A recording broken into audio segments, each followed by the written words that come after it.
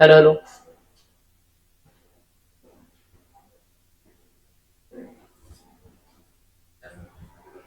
Okay, control risk क्या risk था? ऐसा रिस्क कि इंटरनल कंट्रोल कोई रिस्क को, कोई मिसस्टेटमेंट को डिटेक्ट, सॉरी प्रिवेंट, डिटेक्ट और करेक्ट ना कर पाए। ये रिस्क है अपने पास में, है ना, कि भाई इंटरनल कंट्रोल लगाने के बाद में भी पॉसिबल है कि कोई मिसस्टेटमेंट रह जाए। तो देखो हर चीज में रिस्क है, तो ऑडिटर भी अपना रिस्क देखेगा ना, क्योंकि जहां रिस्क है वहां रिस्क को मैनेज करना पड़ता है। ठीक है, जहां पे रिस्क है वहां उस रिस्क को हमको कहीं ना कहीं मैनेज करना पड़ेगा, है ना, ताकि हमको उस रिस्क का इंपैक्ट कम हो। चलो ठीक है। और फिर मैंने बोला रिस्क कहां पे हो सकता है? In assertions. कहां हो सकता है? In assertions of class of transaction, account balances या फिर डिस्क्लोजर, मतलब बेसिकली सरल भाषा में फाइनेंशियल स्टेटमेंट्स में लिखी हुई चीजें। ठीक है, तो ये हो गया कंट्रोल रिस्क। यहां तक किसी को डाउट था कंट्रोल रिस्क में? ठीक है, control risk is a risk, अब वो थोड़ा सा एलॉबरेट कर रहा है डेफिनेशन को। Control risk is a risk that internal control existing and operating in an entity would not be efficient, would not be efficient enough to stop from happening any material misstatement। समझा? ठीक है, control risk बोले ये risk है कि internal control जो entity में existing है वो उतना एफिशिएंट नहीं है कि वो मटेरियल मिसस्टेटमेंट को रोक पाए। मैंने बोला सिक्योरिटी गार्ड खड़ा है लेकिन वो पूरा शिवर कर रहा है, is an old age man, क्या वो गुंडों को रोक पाएगा क्या? सिंपल सी बात। तो लगा तो है लेकिन वो बिल्कुल भी एफिशिएंट नहीं है, वो एफिशिएंट नहीं है, ठीक है, कि वो रोक पाए मटेरियल मिसस्टेटमेंट। क्लियर एकदम? ठीक है, उसके बाद में therefore in a way it can be said that there exist an inverse relation. क्या एग्जिस्ट करता है? Inverse relation between control risk and efficiency of internal control. Inverse मतलब उल्टा, अपोजिट। तो ये बोल सकते हैं कि उल्टा, उल्टा रिलेशन है काय में? कंट्रोल रिस्क में और इंटरनल कंट्रोल की एफिशिएंसी में। देखो इंटरनल कंट्रोल की एफिशिएंसी अच्छी तो कंट्रोल रिस्क कम, है ना, इंटरनल कंट्रोल की एफिशिएंसी कम तो कंट्रोल रिस्क ज्यादा। सीसो। यस, तो पहला कंसेप्ट आपने सीखा कि सर इन दोनों में इनवर्स रिलेशनशिप होती। समझा कि सही? पक्का? इनवर्स रिलेशनशिप ये एमसीक्यू के लिए बहुत क्रिटिकल है। ठीक है, पहली चीज क्या सीखी कि इनवर्स रिलेशन होता है कंट्रोल रिस्क में और efficiency of internal control. Clear है? When efficiency of internal control of an entity is high, control risk is low. Efficiency of the entity is low, control risk is high. समझ गया? That ends control risk definition. ठीक है, question bank में शायद question भी इसके ऊपर है। तो कंट्रोल रिस्क क्या है? Last final call. Control risk अपने शब्दों में अपन बोलेंगे, control risk is a risk that the internal control in the entity would not be able to prevent, detect, correct misstatements in the assertions. That's it. ठीक है, in other words control risk is the risk that the internal control though operating, though present is not efficient enough to prevent from happening any material misstatement. Hence it can be said that there is an inverse relationship between control risk and efficiency of internal control. ठीक है, तो chapter का नाम डालो notes में, लिख दो chapter number 3 risk assessment and internal controls.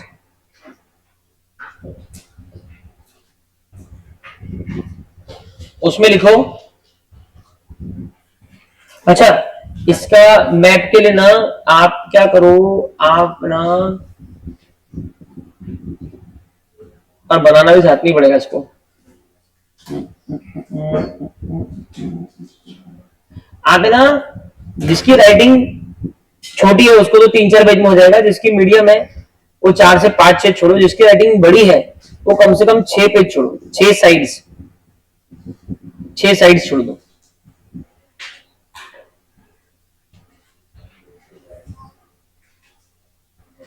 हो गया?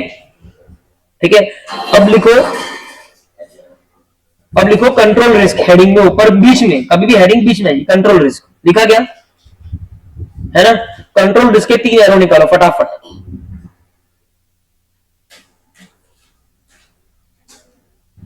निकाला 3 एरो, ठीक है।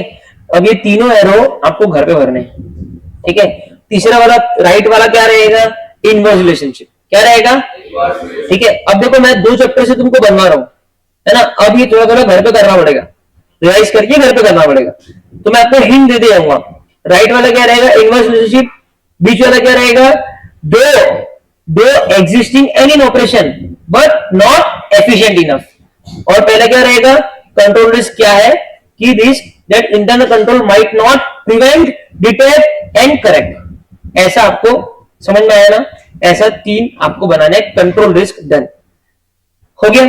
चलो अब आ जाओ एग्जाम्पल पे। ये एग्जाम्पल पढ़ो फटाफट।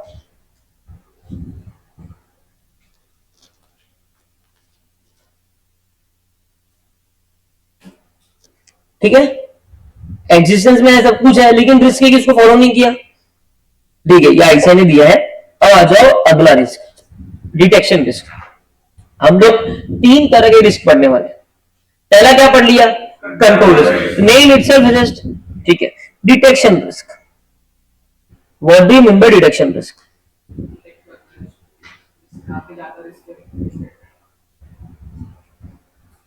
डिटेक्शन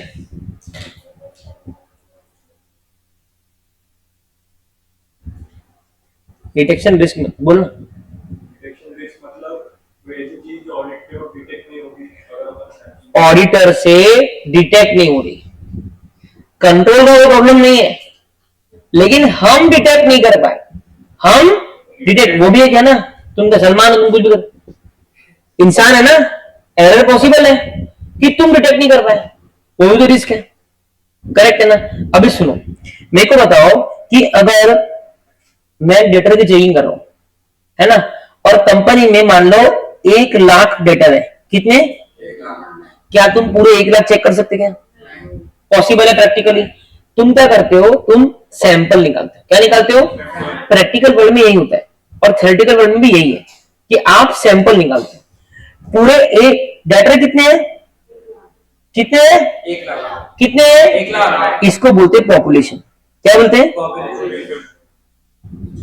ठीक है। और सैंपल अपन निकाल लेते मान लो 1000, कितने, इसको बोलते हैं सैंपल ड्रॉन फ्रॉम पॉपुलेशन। बोलो, पॉपुलेशन से आपने 1000 सैंपल उठा लिए। अब आप नॉर्मली जब 1000 सैंपल निकालोगे 1 लाख में से, ठीक है, तो आप क्या चाहोगे, अरे तुम वो छोड़ो, क्वेश्चन बैंक में 30-40 क्वेश्चन है ना, अपन स्टार मार्क क्यों कर रहे हैं, कि वो सब निकाल ले जिनमें सब कुछ कवर्ड है ना, यही लॉजिक होना चाहिए। कुछ लोग पागल कैसे क्या करते हैं, उनको स्टार करते हैं जो मेरे को नहीं आ रहा, तो बहुत डिफिकल्ट है। आपको वो सैंपल्स निकालना है जिनमें सारे कैटेगरीज कवर्ड हो रही, सारे variety of questions covered, right. Sample drawn from the population. अब मान लो कोई व्यक्ति है, उसने सैंपल निकाला और सारे सैंपल उसने AS11 में फॉरवर्ड कॉन्टेक्ट वाले निकाल लिए। अब एग्जाम के टाइम पे खुद के सैंपल पढ़ के एग्जाम में चला गया, उसका सिर्फ फॉरवर्ड कॉन्टेक्ट रिवाइज हुआ, बाकी हुआ क्या, एग्जाम में 46 का क्वेश्चन आ गया। वो बोलेगा भगवान मेरे साथ में गलत करता है, भगवान ने गलत किया क्या। तो सैंपल जो आपको निकालना है, आपका सैंपल लॉजिकल होना चाहिए कि आपके पॉपुलेशन में हर एक कैरेक्टरिस्टिक्स वो सैंपल में है। एक जना महाराष्ट्र से है, एक तमिलनाडु से है, एक कर्नाटका से है, एक तेलंगाना से है, एक बंगाल से है, एक कन्याकुमारी से, समझ रहे हो मैं क्या बोल रहा हूं, ऐसे अलग अलग, ताकि आप पूरे इंडिया को रिप्रेजेंट करो। सारे के सारे महाराष्ट्र से जाएंगे तो पॉपुलेशन का रिप्रेजेंटेशन है क्या, तो सैंपल, जब कोई भी काम सैंपल में होता है तो रिस्क क्या है आप बताओ।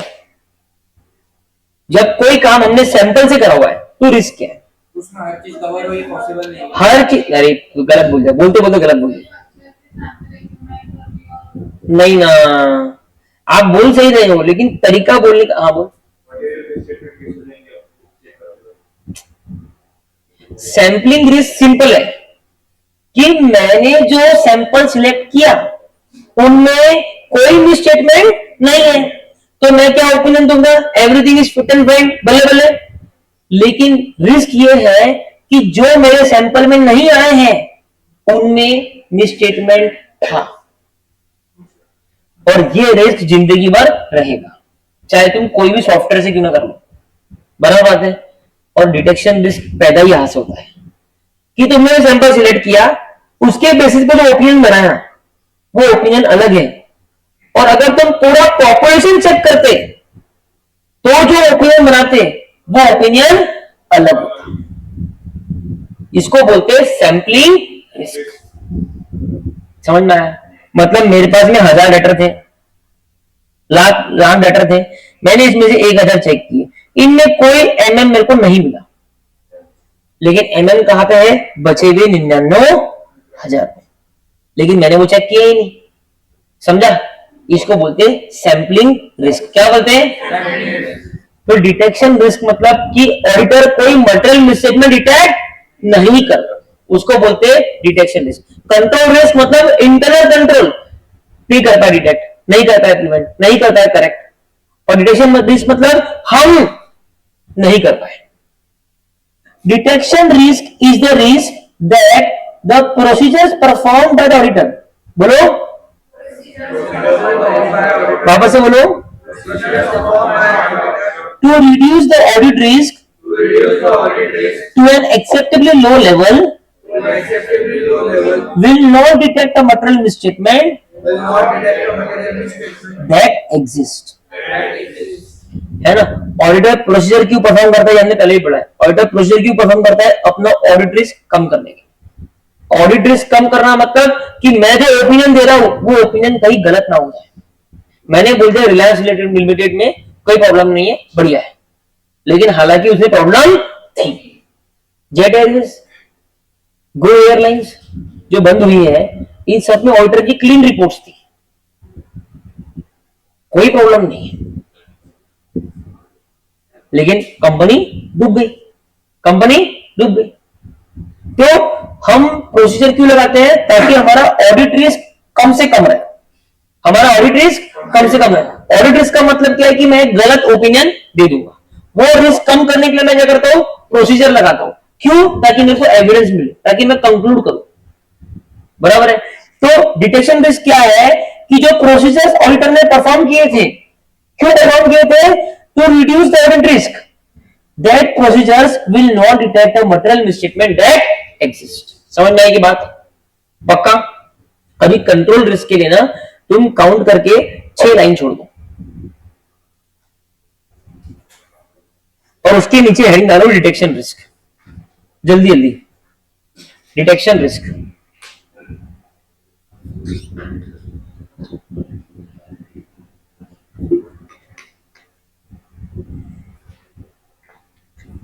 डिटेक्शन रिस्क डाल दिया, ठीक है। उसके नीचे स्टार मार्क करके लिखो risk that procedures will not detect a material misstatement।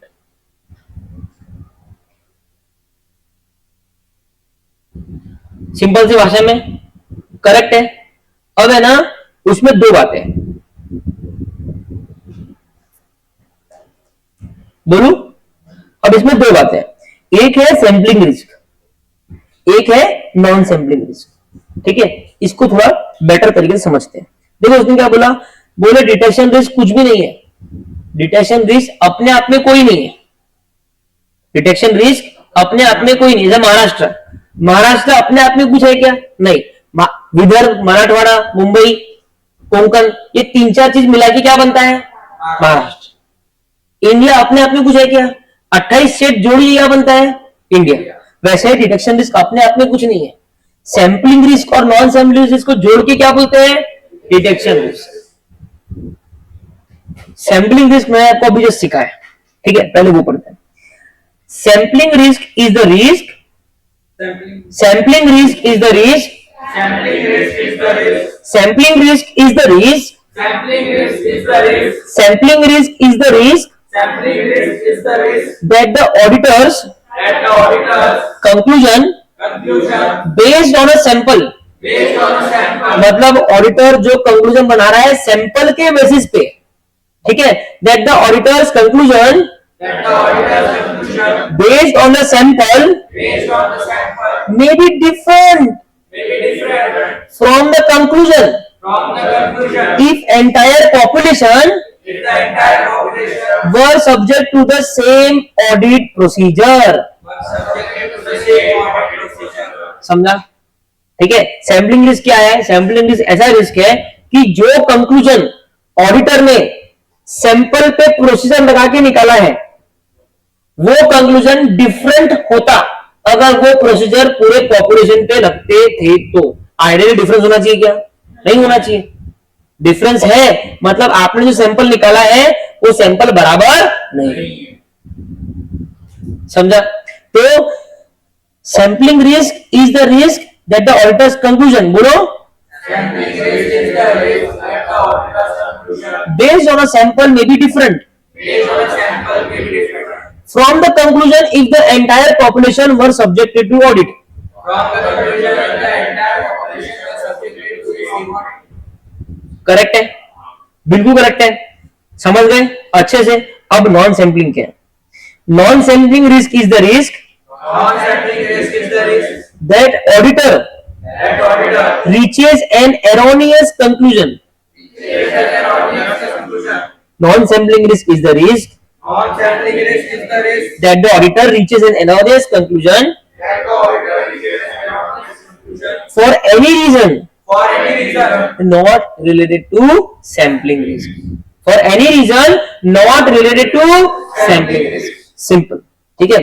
जैसे कि आपने सैंपल बराबर निकाला, सैंपल में कोई प्रॉब्लम नहीं था, लेकिन आप इन्वेंट्री की चेकिंग कर रहे थे, है ना, और आपने इंस्पेक्शन किया ही नहीं, आप इन्वेंट्री की चेकिंग कर रहे थे, आपने फिजिकल इन्वेंट्री चेकिंग करी ही नहीं, तो आपने ऑडिट प्रोसीजर गलत लगा दिया। सैंपल का प्रॉब्लम था क्या, वो सैंपल बराबर था, लेकिन सैंपल को चेक करते करते सैंपल पे जो प्रोसीजर लगाया वो प्रोसीजर आपने इनएप्रोप्रिएट लगा दी। इसको बोलते हैं नॉन सैंपलिंग रिस्क, मतलब रिस्क जो सैंपलिंग रिस्क नहीं है। तो अभी अपने भाषा में बोलेंगे, non sampling risk is the risk non-sampling risk is the risk that auditor gives an erroneous conclusion that auditor gives an erroneous conclusion for any reason for any reason other than sampling risk। other than sampling risk. Simple, ठीक है, ठीक है। अभी sampling risk जो मैंने अभी बताया ना आपको, आप बिना देखे वो जो एरो है लेफ्ट वाला डिटेक्शन में, दो एरो निकालो, एक लेफ्ट निकालो सैंपलिंग, एक राइट निकालो नॉन सैंपलिंग। लिखो वहां पे डिटेक्शन रिस्क, डिटेक्शन रिस्क, हाँ ऐसे दो एरो निकालो। सैंपलिंग रिस्क ना आप बिना देखे लिखो, आप शॉर्ट शॉर्ट में भी लिख सकते हो क्योंकि नोट्स है, लेकिन अब भी लिखो बिना देखे।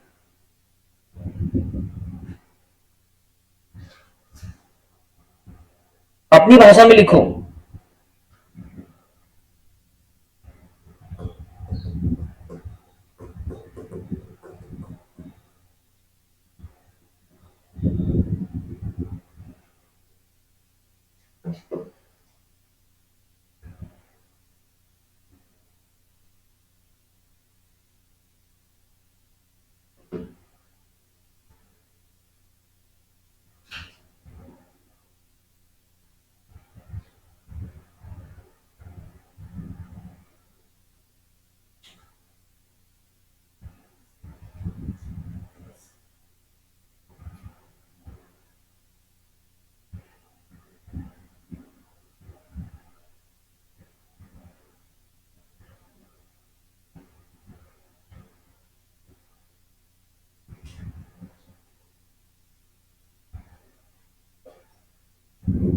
लिखा, सबने मन से लिखा ना, दिमाग लगा के लिखो। क्या होता है सैंपलिंग रिस्क? चलो लिखा, साइशा में लिखा क्या? कौन सी लाइन नहीं? हाँ वो ठीक है। ये समझ में आया कि सैंपलिंग रिस्क क्या है? जो कंक्लूजन सैंपल से निकला है that is different if the entire population is subjected to the same audit procedure. उनसे जो कंक्लूजन निकलता है वो डिफरेंट होता है। अदिति आया क्या?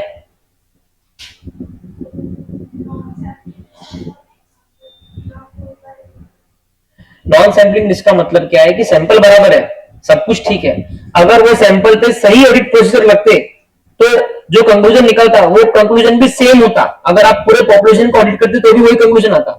लेकिन आप जब सैंपल की चेकिंग कर रहे थे तो आपने जो प्रोसीजर लगाया वो प्रोसीजर इनअप्रोप्रिएट लगाया।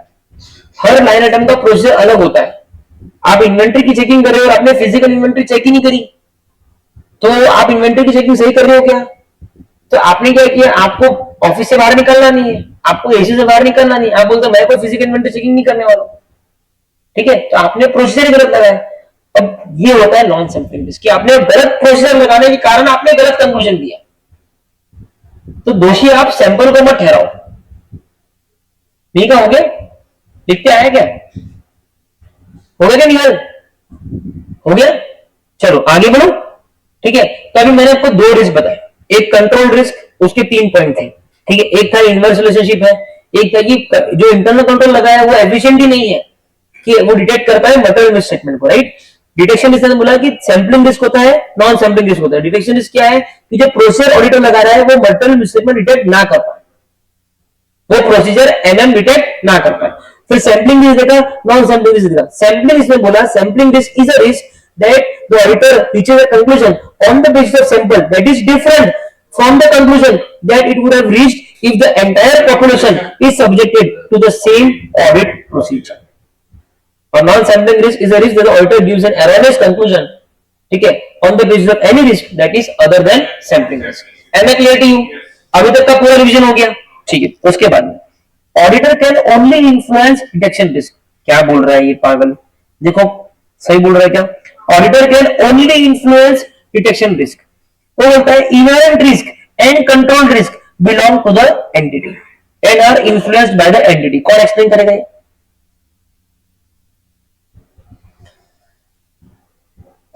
आप सभी ऑडिटर हो और सभी होशियार बच्चे हो, ऑडिटर के रूप में सोचो। बोल बटन। ऑडिटर सिर्फ अपने उसके हाथ में सिर्फ डिटेक्शन रिस्क है, जो वो सैंपल चूज कर रहा है वो उसके लिए जिम्मेदार है। बाकी जो कंट्रोल रिस्क है और इंटरनल रिस्क है वो सब इंटरनल नहीं, इनहेरेंट रिस्क है, वो सब मैनेजमेंट डिसाइड करती है। मैनेजमेंट अपना इंटरनल कंट्रोल लगाती है, तो उस पे ऑडिटर अपना ऑडिटर अपनी जिम्मेदारी नहीं बता। सी कहीं ना कहीं उसने सही बोला। सिंपल है, आपके हाथ में क्या है? अपने घर वाले क्या बोलते हैं, बेटा तेरे हाथ में क्या है? पढ़ना है, ठीक है। रिजल्ट तेरे हाथ में है क्या? वो ऐसा ही हाथ में, बराबर बात है ना। तो वैसा ही ऑर्डर के हाथ में डिटेक्शन रिस्क है कि वो अगर उसको डिटेक्शन रिस्क कम करना है। डिटेक्शन रिस्क क्या है? सैंपलिंग और नॉन सैंपलिंग, कि मैंने गलत प्रोसीजर लगा दिया, कि मैंने सैंपल गलत ले लिया, बराबर है ना। अगर उसको डिटेक्शन रिस्क कम करना है तो वो क्या करेगा? केयरफुल रहेगा, ज्यादा प्रोसीजर लगाएगा, सैंपल साइज थोड़ा बड़ा लेगा, बराबर है। इस सब चीजें क्या करेगा? वो डिटेक्शन रिस्क कम कर देगा, ये उसके हाथ में है। अच्छा, सैंपल साइज बड़ा लेने से डिटेक्शन रिस्क कैसे कम होगा?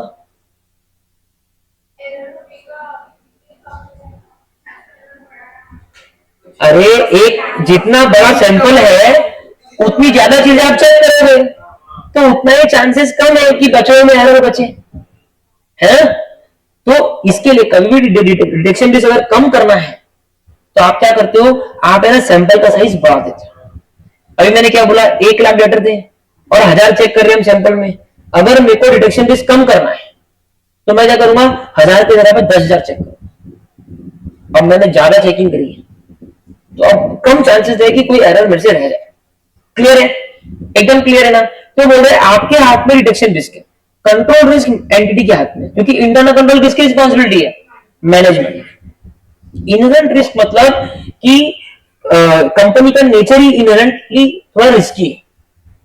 से फॉर एग्जांपल आपकी पेट्रोलियम कंपनीज हो गई, एग्जांपल ऑफ कंपनीज जो हेजिंग में इन्वॉल्व है, स्पेकुलेशन में इन्वॉल्व है, इनहेरेंट नेचर ही उनका ऐसा है कि they are very high prone to risk, they are very high prone to risk.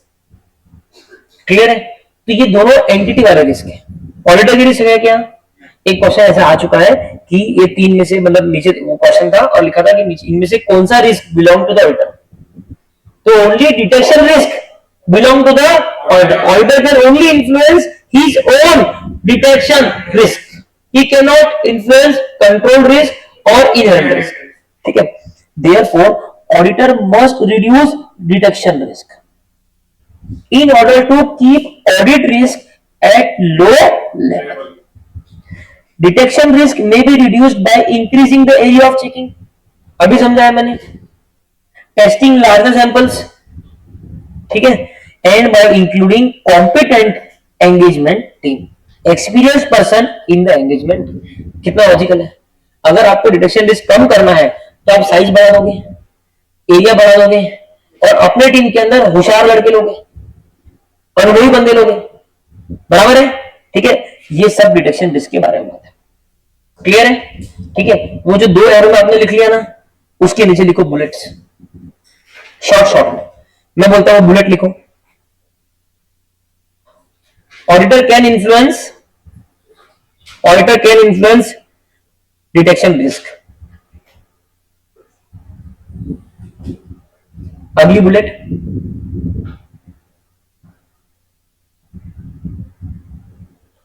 detection risk can be reduced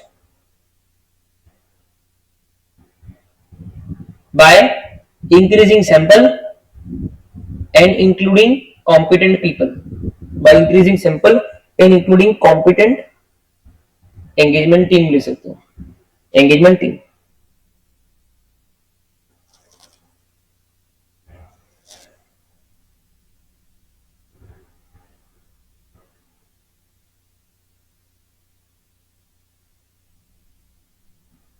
समझा? अब आ रहे हैं हम लोग एक मेन कंक्लूसिव पार्ट पे।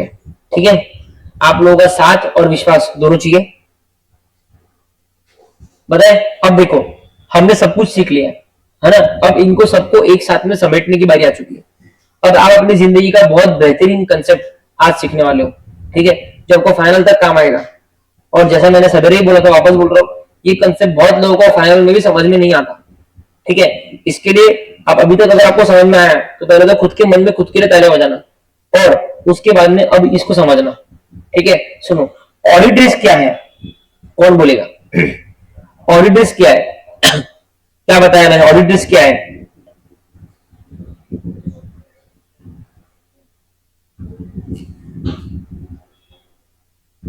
ऑडिट रिस्क जब ऑडिटर ऑडिट करता तो उसमें एक रिस्क हमेशा रहता है कि कोई उससे रिस्क ऑफ पर्टिकुलर डिसिप्लिन जो एरिया का रिस्क ना होता।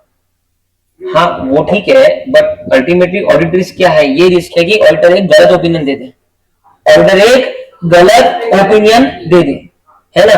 मतलब चीज खराब थी, ऑडिटर बोल दी अच्छी है, इसको बोलते हैं ऑडिट रिस्क। क्या बोलते हैं? अब देखो, ऑडिट रिस्क क्या है? नथिंग। जैसे मैंने बोला इंडिया कुछ नहीं है, India is a comparison of 28 states. वैसा ही ऑडिट रिस्क क्या है? ऑडिट रिस्क क्या है? डिटेक्शन रिस्क और रिस्क ऑफ मटेरियल मिसस्टेटमेंट का मल्टीप्लीकेशन है। ठीक है? अगर मान लो मेरी तरफ, अगर मान low risk of material misstatement ज्यादा है,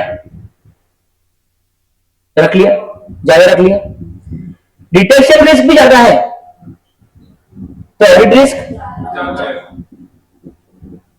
ठीक है? रिस्क ऑफ मटेरियल मिसस्टेटमेंट ज्यादा है लेकिन आपने डिटेक्शन रिस्क कम रखा एकदम। और डिटेक्शन रिस्क कम कैसे रखेंगे? सैंपल साइज बढ़ाएंगे, कॉम्पिटेंट बंदे लेंगे। आपने RMM ज्यादा था, मैडम समझ रहे ना? RMM ज्यादा है और डिटेक्शन रिस्क आपने कम रखा, तो अल्टीमेटली ऑडिट रिस्क भी कम, थोड़ा कम हो जाएगा। क्यों? क्योंकि आपने डिटेक्शन रिस्क कम रखा। देखो ना, फॉर एग्जांपल एक मैथमेटिकली बताता हूं, ऐसा होता नहीं है लेकिन आपके अंडरस्टैंडिंग के लिए देखो, अगर ये 2 है और ये 2 है और इसका ये मल्टीप्लीकेशन है, तो ये कितना हो गया, मतलब ऑडिट रिस्क कितना है, 4। अगर मान लो ये 2 है और तुमने डिटेक्शन रिस्क कम करा, तुमको पता है आरएमएम 2 है और तुमने डिटेक्शन रिस्क को कम करा, बड़ा और सैंपल साइज, सब चेक करो, 10 लड़के और ला लिए चेकिंग के लिए, कॉम्प्लेंट लोग बढ़ा दिए, तो डिटेक्शन रिस्क क्या हो जाएगा, कम हो जाएगा।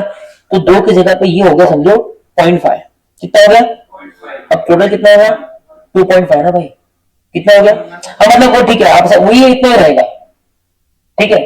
तो मेरा बोलने का ये मैथमेटिकली होता नहीं, मैं आपको सिर्फ अंडरस्टैंडिंग के लिए डेवलप करवा रहा हूँ, ठीक है। ये मेरा बोलने का मतलब ये कि ये कम हो गया ना, क्यों, क्योंकि आपने डिटेक्शन रिस्क कम कर,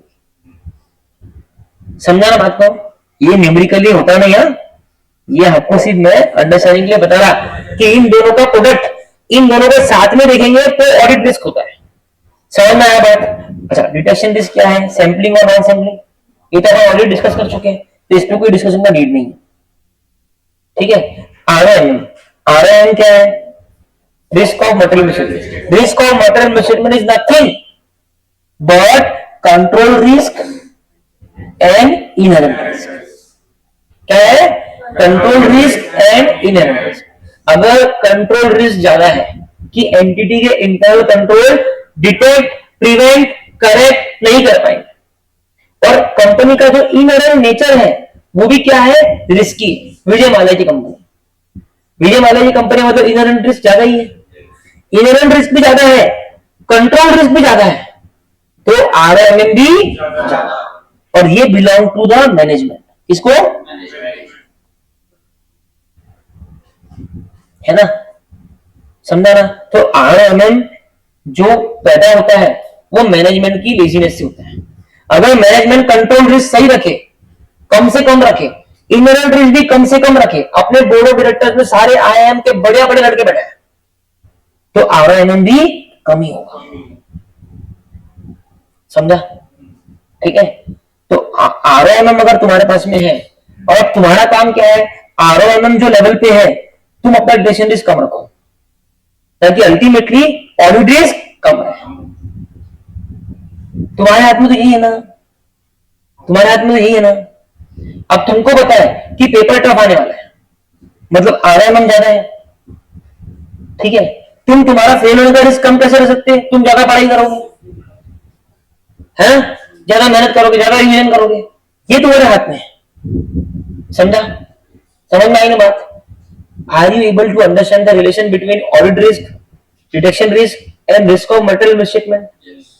नेक्स्ट पेज, अभी कंबाइंड असेसमेंट देखो कितना प्यारा है, ये सब तो जाने दो, ठीक है। ये देखो ऑडिट रिस्क क्या है, आरओएमएम इनटू डिटेक्शन रिस्क, अभी बताया था मैंने, है ना।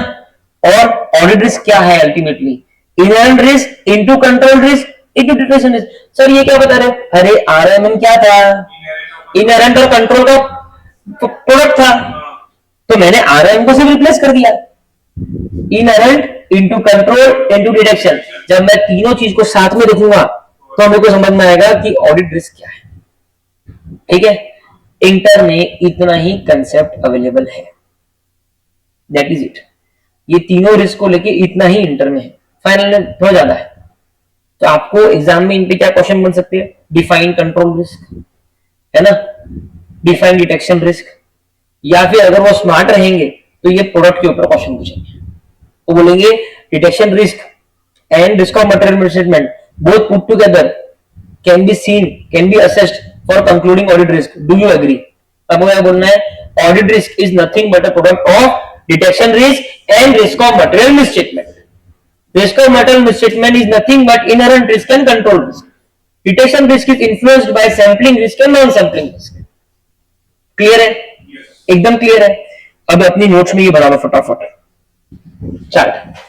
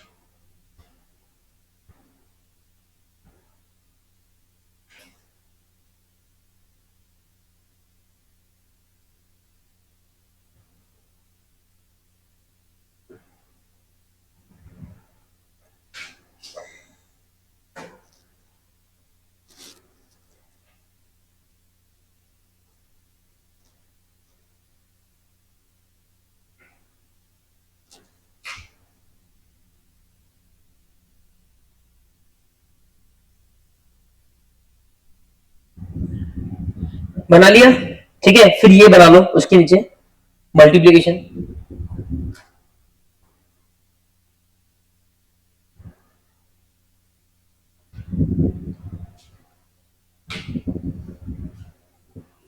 चैप्टर 1 की जब पढ़ाई करी थी तो वो ये नोट से कुछ फ्लैश रिवीजन में हेल्प हुई, हेडर्स याद करने में या सब में।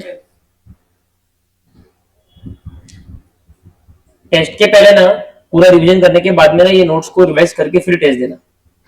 तो ये नोट्स का काम ही हुआ है।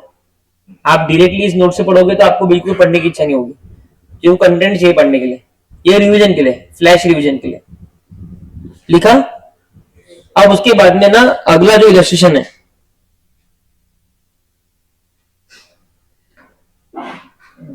अगला illustration, XYZ Limited is engaged in the business and running several stores dealing in variety items and ready-made goods.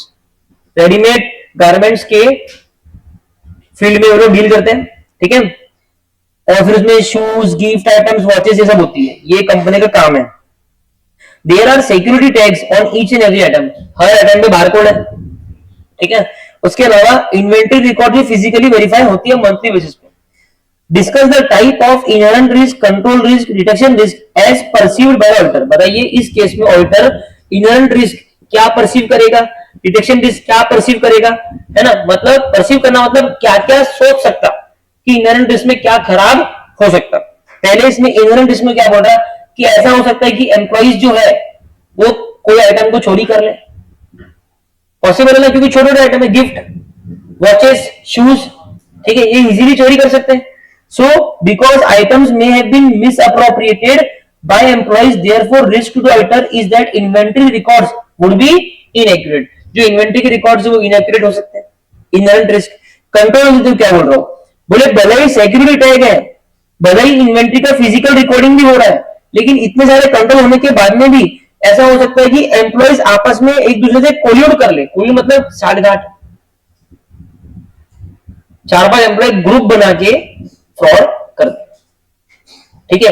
Physical inventory में झूठ बोलते हैं, हाँ था 10 शूज थे, बिल्कुल 10 शूज थे, है ना। जो बंदा फिजिकल इन्वेंटरी ले रहा है वो मिला हुआ है, जो बंदा रिकॉर्ड कर रहा है, जर्नल एंट्री पास कर रहा है, वो भी मिला हुआ है। ये 2-3 लोग मिले हैं तो ऑटोमेटिकली कुछ भी कर सकते हैं वो लोग। तो बोले भले ही सब कुछ है लेकिन फिर भी एक रिस्क है कि ये लोग आपस में कोल्यूजन कर लेंगे। क्या कर लेंगे? कोल्यूजन अमंग एम्प्लॉइज, ठीक है। उसके बाद में डिटेक्शन रिस्क क्या है कि ऑडिटर क्या करेगा, इंटरनल कंट्रोल्स की एफिशिएंसी, इफेक्टिवनेस चेक करेगा। उसके अलावा ऑडिटर क्या करेगा, सारे ऑब्जर्वेशन, इंस्पेक्शन, इंक्वायरी, सारे प्रोसीजर लगाएगा। In addition to this auditor would also employ sampling techniques भी लगाएगा, सैंपल चेक करने के लिए। इतना सब करने के बाद भी despite all this procedures auditor may not detect the items which have been stolen और मिसअप्रोप्रिएटेड। इतना होने के बाद में भी ऑडिटर कोई अगर आइटम चोरी हो गया या मिसअप्रोप्रिएट हो गया वो डिटेक्ट ना कर पाए। तो ये 3 तरीके हैं रिस्क को सोचने के। क्लियर है? ठीक है। अभी तक इसमें एग्जाम में जो क्वेश्चन आया है वो आया है कि बताइए कंट्रोल रिस्क क्या होता है ना। या फिर अभी जो हम लोग नंबर 2 पढ़ने वाले ना, ये ज्यादा एग्जाम के लिए रिलेवेंट है कि आपको एक केस मिलेगा, आपको बताना है कि ये केस तीनों में से कौन से रिस्क की बात कर रहा है, और फिर वो रिस्क के बारे में लिखना है और एंड में लिखना है कि ये केस इसके लिए इस रिस्क के बारे में बात कर रहा है। पढ़ते केस, एक पार्टनरशिप फर्म थी चार्टर्ड अकाउंटेंट्स की, जिनको अपॉइंट किया था audit and the books of Wind and Ice Limited 2020-21 के लिए। सीए फर्म थी, एज एन ऑडिटर अपॉइंट हुई। There was a risk that ये जो सीए फर्म है एक इनअप्रोप्रिएट ओपिनियन दे दे if the financial statements of Wind and Ice Limited are materially misstated. क्या रिस्क है कि ये जो एसटीएल एसोसिएट सीए फर्म है वो क्या दे दे, इनअप्रोप्रिएट ओपिनियन दे दे। क्या दे दे? इनअप्रोप्रिएट ऑडिट ओपिनियन दे दे। ये रिस्क है। ऑडिट ओपिनियन का रिस्क किससे जुड़ा हुआ है? ऑडिट रिस्क से। किससे जुड़ा हुआ है? Audit risk. The risk mentioned in the question is known as audit risk. Audit risk is what? Giving an inappropriate opinion. ठीक है? ओके। अच्छा, यहां अगर और स्पेसिफिक लिखा होता, सुनो बच्चों, यहां अगर ये तो चलो एकदम साफ साफ लिखा हुआ है कि गलत ओपिनियन दे रहा है, यहां अगर ऐसा लिखा होता कि ये रिस्क है कि जो प्रोसीजर वो एम्प्लॉय कर रहा है वो प्रोसीजर मटेरियल मिसस्टेटमेंट डिटेक्ट ना कर पाए, तो ये कौन सा रिस्क हुआ? वापस बोलता हूं, अगर ऐसा लिखा होता कि प्रोसीजर, ये जो ऑडिटर प्रोसीजर लगा रहा है वो प्रोसीजर एमएम डिटेक्ट ना कर पाए, डिटेक्शन रिस्क कौन सा है? Detection risk. डिटेक्शन रिस्क क्या है? ऊपर जाके पढ़ो क्या है detection risk. That the procedure performed may not detect misstatement. समझ में आया? ये वाले बहुत एग्जामिनेबल क्वेश्चन है, ऐसा आपको पूछेगा कि बताइए कौन सा रिस्क है और उस रिस्क के बारे में डिफाइन करिए। क्लियर है?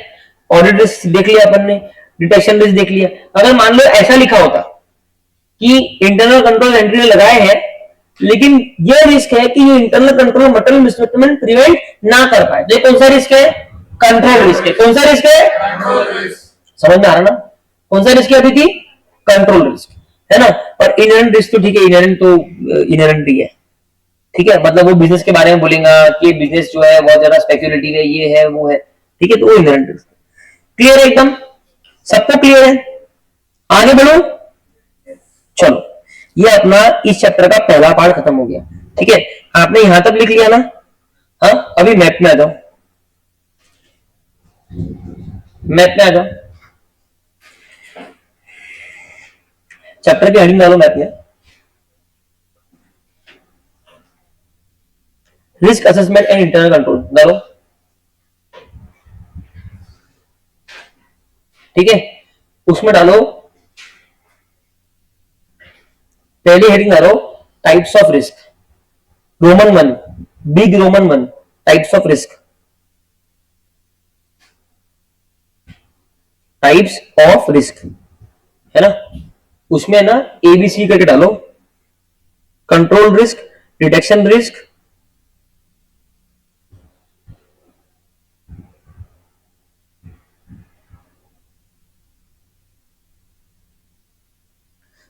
उसके नीचे लिखो combined assessment of ROMM, combined assessment of ROMM, combined assessment of ROMM. ठीक है ना। ये आरओएमएम इसके सामने है ना, ब्रैकेट में लिखो, ब्रैकेट में लिखो control risk multiplied by inherent risk.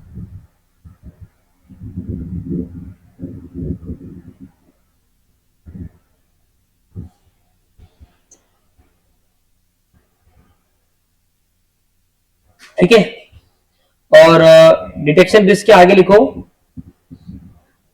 Procedures not able to detect, procedure not able to detect, procedure not able to detect. Control risk के आगे लिखो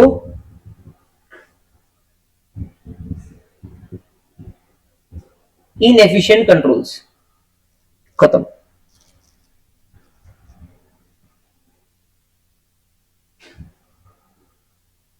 चलो अगला पार्ट। पहले मेरे को बताओ यहां तो सब कंफर्टेबल है क्या? ये चैप्टर 3 है, इसमें है ना अफरा तफरी करके आगे नहीं बढ़ते। ठीक है, तो सबको समझ में आया क्या? सही शमा समझ में आया? तीनों रिस्क क्या है, कैसे वो तीनों रिस्क आपस में रिलेटेड है। कंट्रोल रिस्क का उसने बोला था कि अगर एफिशिएंसी ऑफ इंटरनल कंट्रोल, ठीक है, एफिशिएंसी ऑफ इंटरनल कंट्रोल और कंट्रोल रिस्क में इनवर्स रिलेशन है। एफिशिएंसी अच्छी तो रिस्क कम, एफिशिएंसी ऑफ इंटरनल कंट्रोल कम तो रिस्क ज्यादा। समझ में आया कि नहीं का? पक्का? डिटेक्शन रिस्क समझ में आया?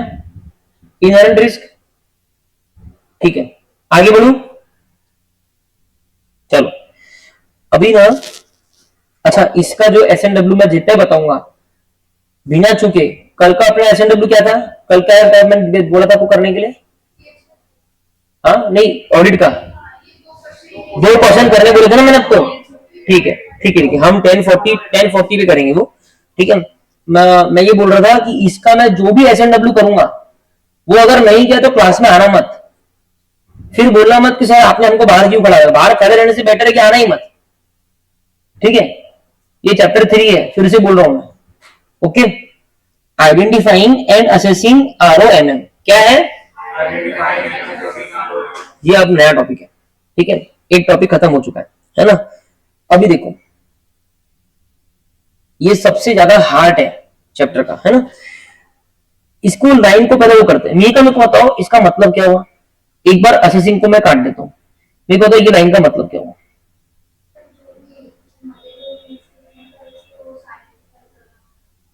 रिस्क ऑफ मटेरियल मिसस्टेटमेंट को आइडेंटिफाई करना ऑडिटर करता है ना। आपको याद होगा तो ऑडिट साइकिल आरएपी आरएपी। सो क्या मैं कह सकता हूं उत्सव की तैयारी करो, हम आरएपी में घुस रहे हैं, we are officially entering RAP. तो ऑडिटर एफएपी लगाने के पहले आरएपी लगाता है। क्यों लगाता है? जैसा आपने बोला, रिस्क ऑफ मटेरियल मिसस्टेटमेंट को आइडेंटिफाई करने के लिए, असेस करने के लिए, ताकि मेरे को मालूम पड़े कि कौन सी एरिया में कितना कितना रिस्क है। उस हिसाब से उन रिस्क को रिस्पॉन्स करने के लिए मैं एफएपी लगाऊं। बराबर है? यही सिखाया ऑडिट साइकिल में कि आरएमएम क्यों कर रहा हूं मैं, क्यों आरएपी कर रहा हूं, ताकि मेरे को पता चले कौन सी एरिया में ज्यादा रिस्क है, कहां काम है। तो वो जहां पे ज्यादा रिस्क है वहां पे एक्सपीरियंस लड़के भेज दूं, है ना, ताकि वो अच्छा ऑडिट करके आए। करेक्ट है? ये इसका पर्पस है। चलो एज पर अभी है ना हम ये पढ़ने वाले हैं पूरे आगे के इसमें थोड़ा टाइम कि हम ये एक्चुअली कैसे करते हैं। अभी तो सिर्फ बोलने में हो गया कि सर आरओएम आइडेंटिफाई करेंगे कहां कहां ज्यादा रिस्क है, कैसे करेंगे। As per SA 315 identifying and assessing आरओएमएम, ये ऐसे का नाम चालू है ना, आइडेंटिफाइंग एंड असेसिंग आरओएमएम। बोलो वापस से बोलो, एक और बोलो, through understanding the entity and its environment. ये सिर्फ ऐसे का नाम है, ठीक है। अब अपने मैप में नंबर 2 रोमन डालो ऐसा, और ये हेडिंग लिखो, ये लिखो, देखो पूरा ऐसे का नाम लिखो, यहां से 315 से यहां तक बिना देखे लिखो ऐसे 315 आइडेंटिफाइंग एंड असेसिंग आरएमएम। और कैसे करोगे? एंटिटी की अंडरस्टैंडिंग और उसके एनवायरमेंट की अंडरस्टैंडिंग लेके।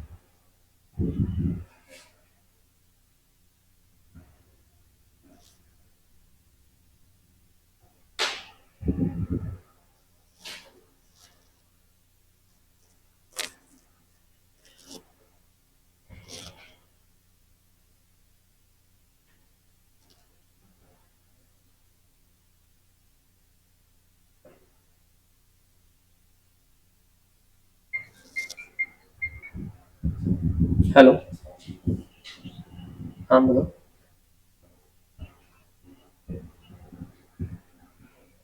हो गया? लिख दिया ऐसे। अब तुम मेरे को बताओ, एक मिनट सब लोग ध्यान दो, तुम मेरे को बताओ, ये ऐसे का नाम है, ठीक है। आपने देखा है हर ऐसे का ऑब्जेक्टिव होता है ना। मेरे को बताओ ये ऐसे का ऑब्जेक्टिव क्या होगा? आइडेंटिफाई करना। सर नाम ही ऑब्जेक्टिव है ना। So the objective of auditor ऐसे as per SA 315 is to identify RMM through what? Through understanding the entity, उसके एनवायरमेंट की अंडरस्टैंडिंग। और एक चीज नाम में नहीं है लेकिन काम में है, वो है इंक्लूडिंग एंटिटीज इंटरनल। और एनवायरमेंट मतलब इंटरनल कंट्रोल आ गया ना, लेकिन वो अलग से बाद में लिखता भी है, जो नाम में लिखना भूल गए वो लोग, ठीक है। इंक्लूडिंग एंटिटीज इंटरनल कंट्रोल, अपन बोलेंगे क्या? लिखो मैप में आगे लिखो, including entities internal control. Map में लिख दो इंक्लूडिंग एंटिटीज इंटरनल कंट्रोल।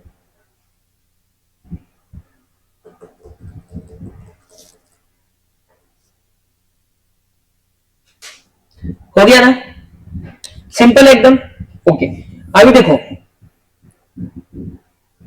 आप खुद सोचो कितना लॉजिकल है कि आपको आरएम आइडेंटिफाई करना है और आपको उसके लिए एंटिटी की अंडरस्टैंडिंग लेनी पड़ेगी ना, कि एंटिटी का नेचर ऑफ बिजनेस क्या है, ये वो कितनी फैक्ट्री है, कहां कहां पे है, कितने ब्रांच ऑफिस है। Yes, this is called understanding the entity. उसका एनवायरमेंट समझो, एक्सटर्नल एनवायरमेंट क्या है, पढ़ा ना इकोनॉमिक्स में, एक्सटर्नल एनवायरमेंट, इंटरनल एनवायरमेंट, है ना। एक्सटर्नल मतलब पॉलिटिकल प्रेशर कुछ है क्या, ये है क्या, वो है क्या। All this things will give you a fair idea about our. Okay done, ठीक है। अब सुनो, यहां से देखो कितनी पैरेलल है ना, यहां से देखो ना, देयर बाय बोलो, प्रोवाइडिंग अ बेसिस for और responses responses to assessed ROMM to है ना, ROMM आइडेंटिफाई करना, इससे अपने को एक बेसिस मिल गया कि अब इसको रिस्पॉन्स करूंगा, अब इसको रिस्पॉन्स। इन्वेंट्री हाई ROMM, अच्छे बंदे है ना, कैश एंड बैंक बैलेंस ज्यादा ROMM है क्या, टेक्निकल एक्सपीरियंस स्टाफ, ठीक है, इसको बोलते हैं रिस्पॉन्स, बोलो, to the assessed, to the assessed ROMM, to the assessed ROMM। तो आप पहले 315 लगाते हो बच्चों, पहले क्या लगाते हो, 315 लगाते हो। अभी जो मैं बोल रहा हूं वो चारों कान खोल के समझना, सुनो, पहले तुम 315 लगाते हो, 315 31 समझते ना इंग्लिश में, 315। तुम पहले नहीं, कुछ लोगों को हिंदी में प्रॉब्लम है सर, 24 मतलब कैसे पूछते हैं, 24, ठीक है। तो तुम पहले 315 लगाते हो, उससे तुमको ROMM आइडेंटिफाई और असेस हो जाता, फिर तुम लगाते हो 330, 330 वो आगे आने वाला है, उससे तुम क्या करते हो, रिस्पॉन्स करते हो, क्या करते हो, and 330 is nothing but FAP, समझा, क्लैरिटी आई। FAP RAT के बाद में लगता ना, FAP is nothing but responding to the assessed ROMM, समझ गया, ठीक है। अब सुनो, this will help the auditor to reduce the ROMM to an acceptably low level. और आप जब प्रॉपर तरीके से आइडेंटिफिकेशन और असेसमेंट कर लोगे और फिर प्रॉपर तरीके से रिस्पॉन्स करोगे, तो अल्टीमेटली आप ROMM को एक्सेप्टेबली लो लेवल पे लेके आ गए कि कोई रिस्क नहीं है कि MM बच जाए, करेक्ट है, ठीक है। तो ये इंट्रोडक्टरी पैरा था, यस, हमने मैप में लिख लिया। अभी इधर आओ, नोट्स में आ जाओ, नोट्स में डाली नहीं ना अपन ने हेडिंग, नोट्स में हेडिंग डालो, सेम हेडिंग डालो, ऐसे 315 की।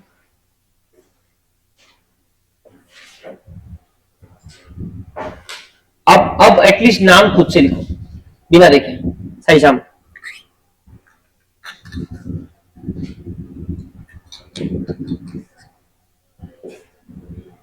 करना बंद कर।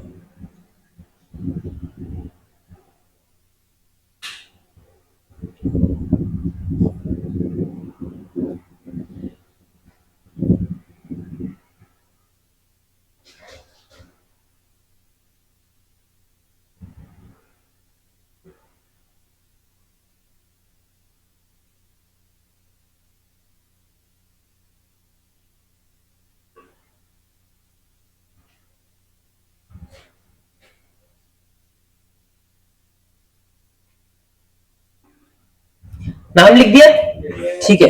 अब ना उसमें ये होगा ना, ठीक है। अब देखो यहाँ पे जो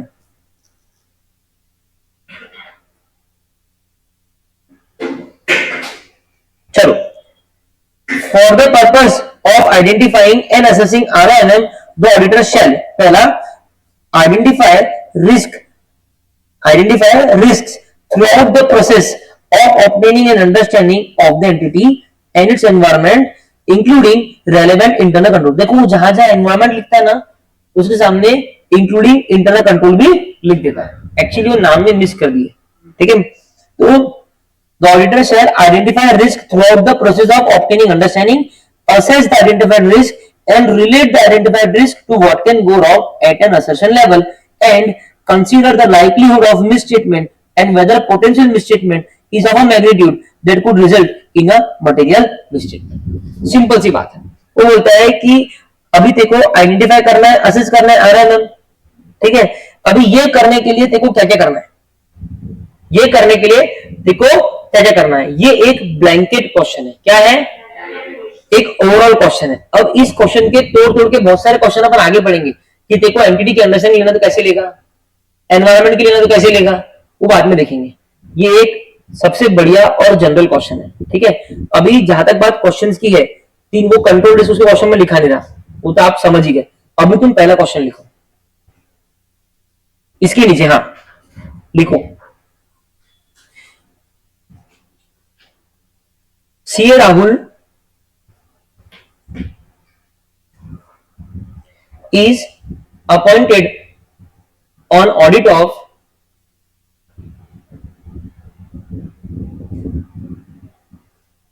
Vidya Limited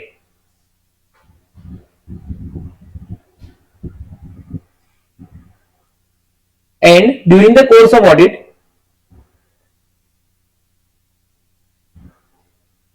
Rahul is at the stage of risk assessment procedures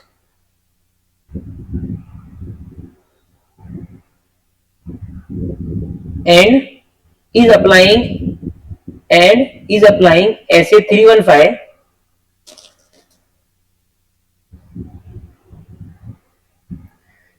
for the purpose of identifying and assessing ROMM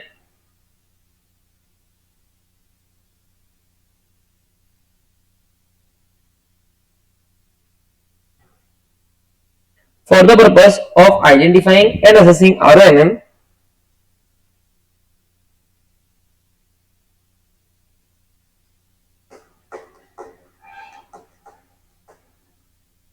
full stop. State what points shall be considered by Rahul in this regards.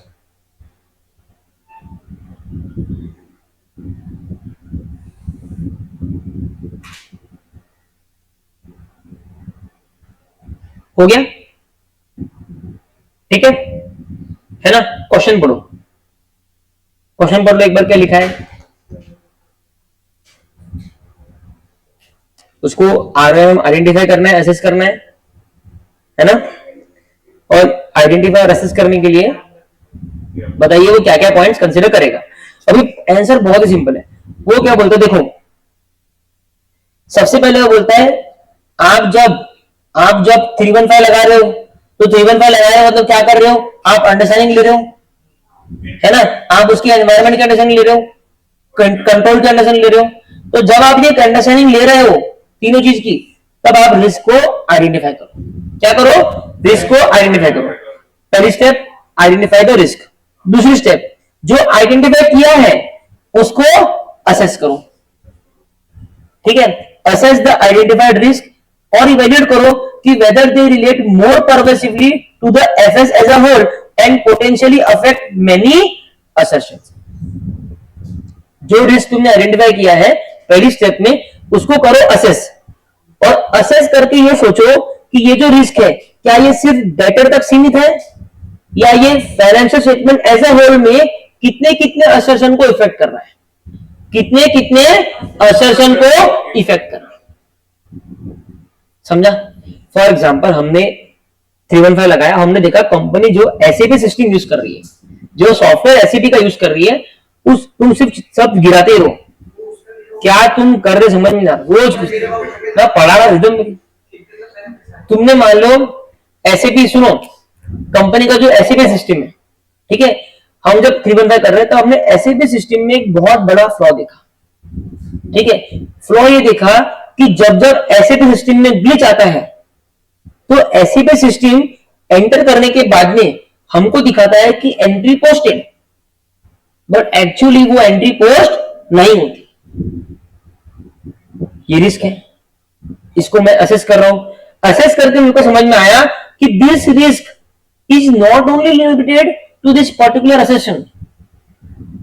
How big is this risk, how dangerously it is affecting FS as a whole and how many assertions that particular risk is affecting। समझ में आया ना?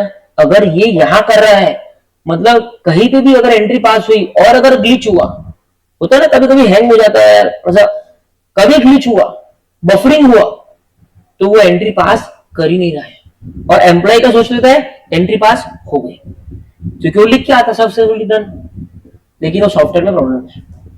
समझ में आया? समझ में आया? कभी कभी आपने देखा होगा कि कोई गाड़ी में कुछ टेक्निकल प्रॉब्लम आती है जो कंपनी सारी गाड़ियां वापस बुलाती है। ऐसा होता है, हमारे साथ में हुआ है, अच्छे अच्छे ब्रांड के साथ में हुआ है कि कोई एक पर्टिकुलर लॉट जो है उस लॉट में कुछ प्रॉब्लम निकला, तो कंपनी ये करती है जितनी भी गाड़ियां उस लॉट की बिकी है वो सारे ओनर्स को कॉल करती है और बोलती है गाड़ी डिपॉजिट करके जाओ, we are exchanging it with a new car. कौन नहीं करेगा? समझा ना? तो ये बोल रहे थे कि वो जो रिस्क है वो कितने असर्शन से जुड़ा है, ठीक है। असेस करो जो रिस्क आपने आइडेंटिफाई किया है एंड इवेल्युएट करो whether they relate more pervasively मतलब ज्यादा डेंजरस, ठीक है, dangerous, whether they relate more pervasively, ठीक है, to the FS as a whole and potentially affect many assertions. क्या वो मेनी असर्शंस को अफेक्ट कर रहे हैं? क्या वो FS as a whole relate करता है?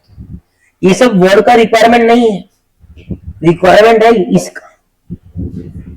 आपको ये याद रहना, आप आगे का कंस्ट्रक्ट कर पाओगे। आप पूरा याद करने जाओगे ना तो सब खत्म हो जाएगा। आपको क्या याद रखना है? राहुल क्या कर रहा, आइडेंटिफाई और असेस कर रहा RMM 315 के हिसाब से। राहुल को क्या क्या पॉइंट ध्यान में रखने हैं कि भैया जब तू अंडरस्टैंडिंग ले रहा है ना तो रिस्क आइडेंटिफाई कर। इंग्लिश में क्या बोलेंगे साई शर्मा?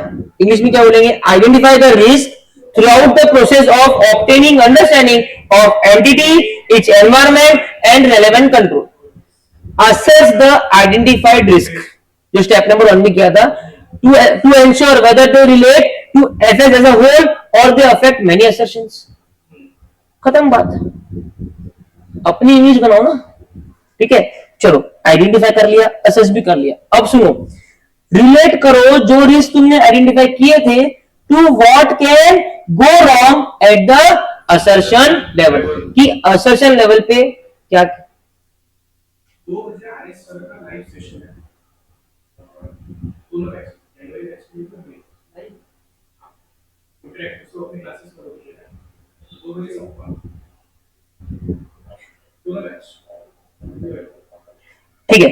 तो असेस करना है आइडेंटिफाइड रिस्क को और उसके बाद में रिलेट करना है आइडेंटिफाइड रिस्क को कि क्या गलत जा सकता है, कि क्या गलत जा सकता है असर्शन लेवल पे, असर्शन लेवल पे क्या क्या गलत जा सकता है, क्या क्या गलत जा सकता है। ये तो अपन ने देख लिया एफएस एज अ होल, है ना। असर्शन लेवल मतलब एक एक चीज, डेटा में क्या गलत जाएगा, इन्वेंट्री में क्या गलत जाएगा, पीपी में क्या गलत जाएगा, समझ रहे हो? हर एक चीज पे अब डिटेल में देखना है।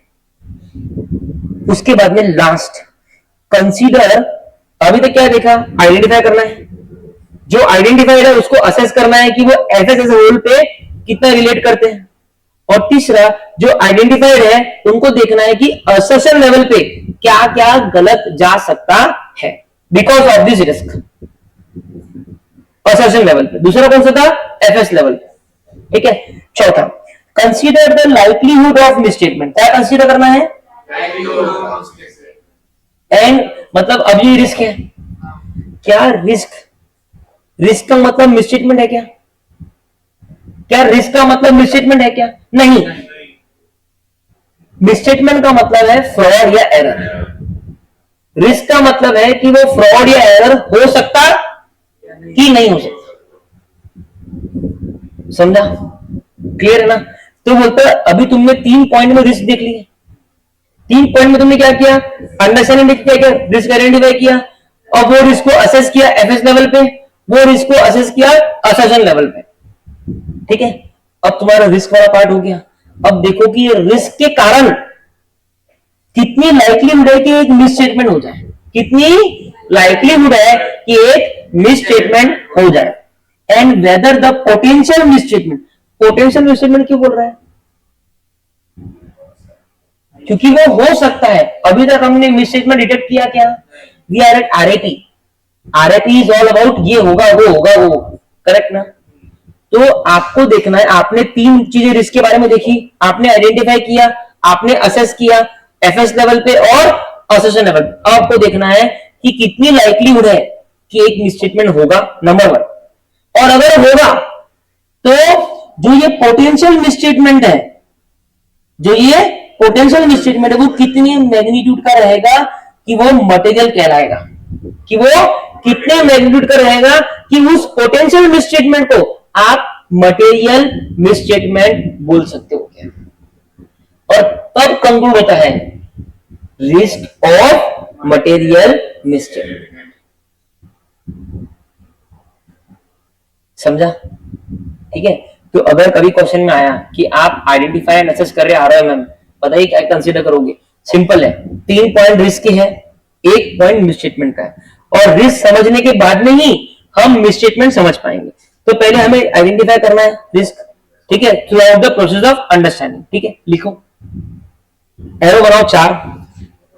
हाँ मेरा और किसी में नहीं, एरो बनाओ 4।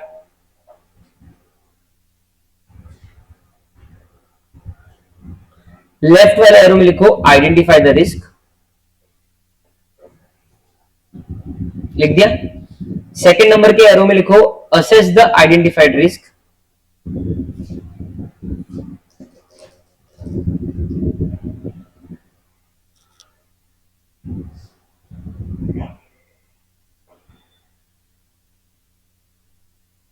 लिखा।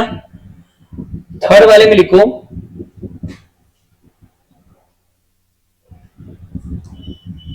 assess the risk at what can go wrong at assertion level, what can go wrong at assertion level। Second वाले के नीचे एरो करके लिख दो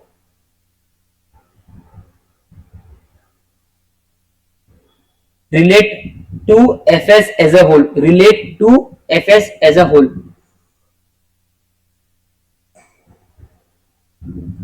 लिखा। अब 3 पॉइंट रिस्क के हुए है ना, आइडेंटिफाई कर लिया, एफएस एज अ होल पे असेस कर लिया, असर्शन लेवल पे भी असेस कर लिया। अभी चौथा पॉइंट क्या है, अब रिस्क मालूम पड़ गया। अब ये रिस्क देखना है कि कितनी लाइक्लीहुड है कि रिस्क एक मिस स्टेटमेंट में कन्वर्ट हो जाए, और फिर देखना है कितनी लाइक्लीहुड है कि ये मिस स्टेटमेंट एक मटेरियल मिस स्टेटमेंट में कन्वर्ट हो जाए। तो आप लिखो चौथे पॉइंट पे likelihood of misstatement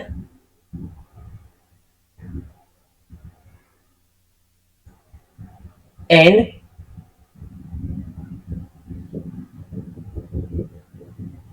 whether magnitude makes it material misstatement।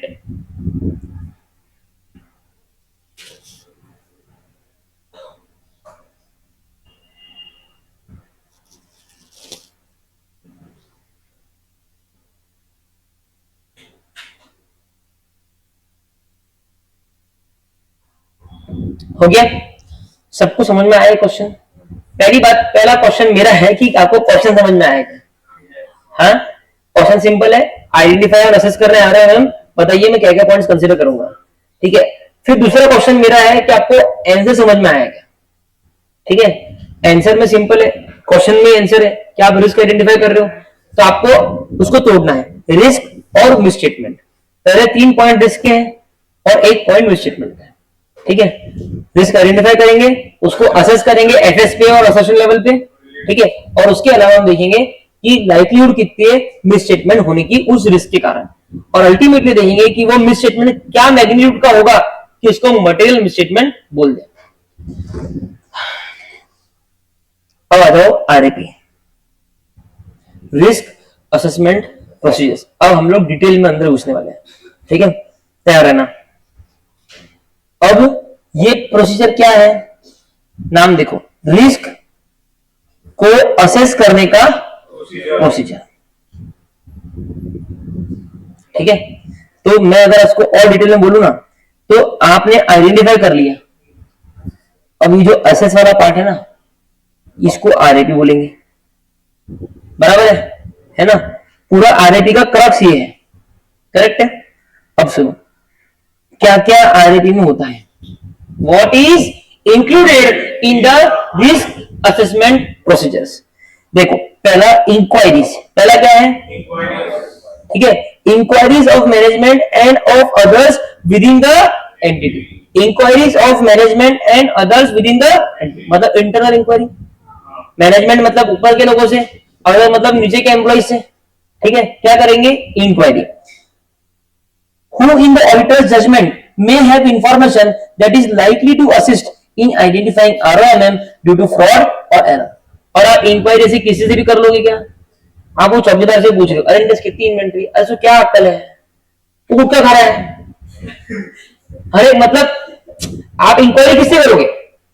जिससे आपको इंफॉर्मेशन मिलेगी, उसको जरा अक्ल नहीं। आप बोल रहे हैं इन्होंने शेयर कैपिटल से लिया है, डिबेंचर से पैसे उठाए हैं, 10 रुपए मेरे पास में, ठीक है। कहने का मतलब आप इंक्वायरी करोगे, मैनेजमेंट से करो या किसी और से करो, लेकिन आप उस पर्सन से करोगे जिससे आपको अपेक्षा है कि ये आपको उस बारे में जानकारी दे पाए, ताकि आप ROMM आइडेंटिफाई कर पाए। ये तो आप क्या बोलोगे, एज एन असिस्टेंट आपने बात कर ली, फिर आप एक पार्टनर को क्या बोल रहे, हाँ मैंने कर लिया, उसके बाद कोई रिस्पॉन्स नहीं। अरे तूने किससे किया, किसको पूछ रहा है?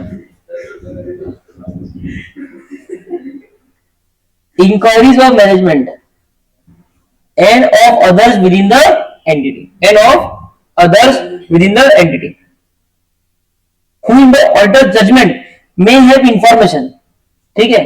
किससे इंक्वायरी करोगे?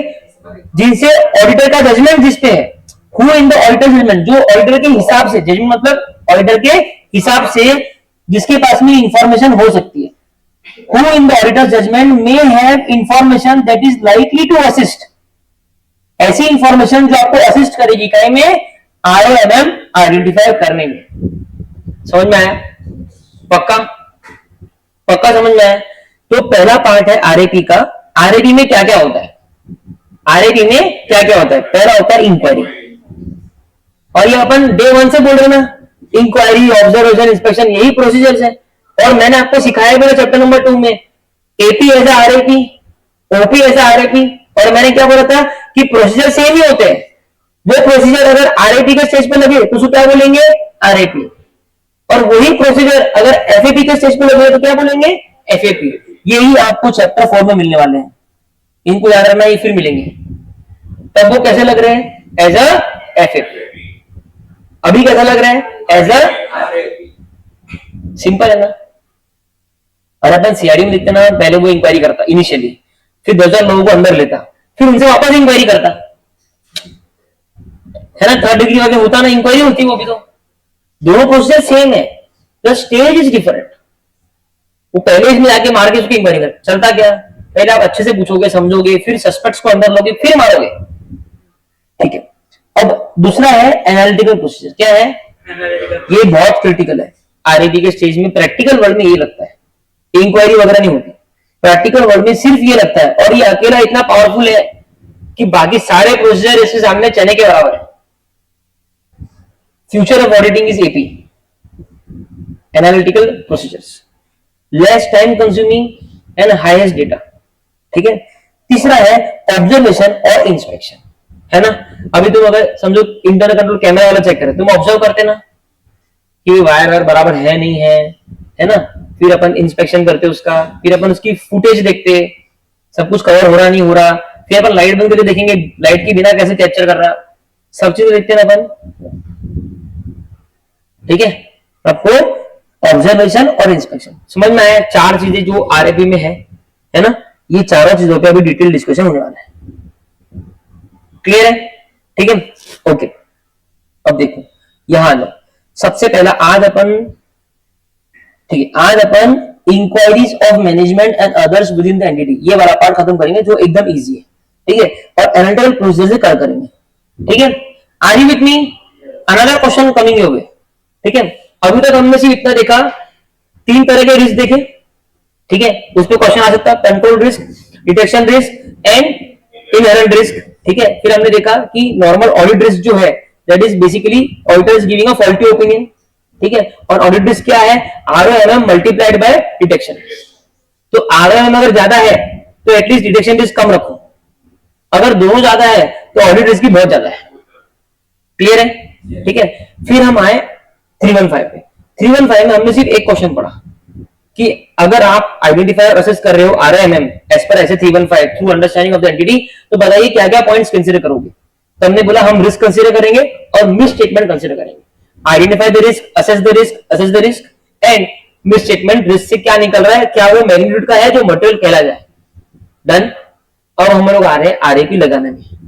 अब RAP लगाने में एक्चुअली प्रोसीजर होते हैं, वो प्रोसीजर में पहला प्रोसीजर इंक्वायरी है, और इंक्वायरी हम करेंगे मैनेजमेंट से और दूसरे लोगों से विद इन द एंटिटी या बाहर से जो भी आपको करना है। करेक्ट है। अब सुनो, बहुत ही ज्यादा एग्जामिनेबल क्वेश्चन, पेपर को इजी बनाने के लिए वो ऐसे क्वेश्चन पूछते हैं, ठीक है। Much of the information obtained by the auditor, बोलो, Much of the information obtained by the auditor is obtained from management, is obtained है ना। बोले ज्यादातर इंफॉर्मेशन जो इंक्वायरी से आती है वो मैनेजमेंट से मिल जाती है, वो मैनेजमेंट से मिल जाती है।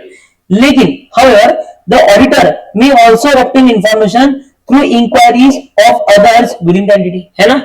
मैनेजमेंट के अलावा वो दूसरों से भी इंक्वायरी कर सकता है, and other employees with in different level of authorities, factory के एम्प्लॉय से भी कर सकता है, हेड ऑफिस में बैठे वो एम्प्लॉय से भी कर सकते हैं, एंटिटी के अंदर किसी से भी इंक्वायरी करके इंफॉर्मेशन ऑब्टेन कर सकता है।